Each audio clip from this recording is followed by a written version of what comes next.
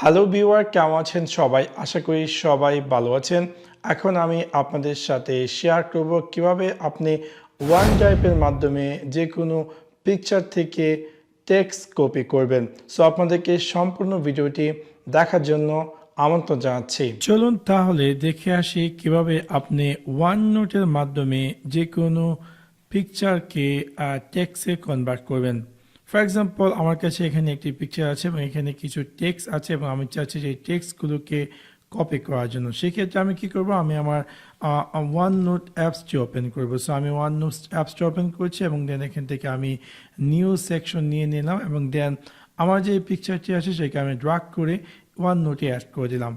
Add করার পর আমি এখানে জাস্ট এই OneNote-এ একটি স্পেশাল ফিচার্স আছে যে আপনি চাইলে OneNote-এ যদি কোনো পিকচারকে ইম্পোর্ট করুন এবং সেই পিকচারের মধ্যে যে টেক্সটগুলো আছে সেগুলো আপনি চাইলে কপি করতে পারেন।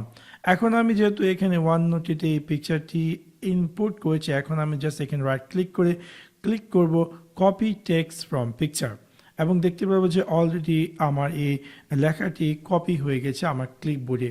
আমি চাইলে এখান থেকে যদি চাই ফর এক্সাম্পল এই লেখাটিকে নোটপ্যাডে পেস্ট করার জন্য তাও করতে পারবো, অথবা যদি আমি চাই মাইক্রোসফট ওয়ার্ডে এই লেখাটিকে পেস্ট করার জন্য তাও করতে পারবো।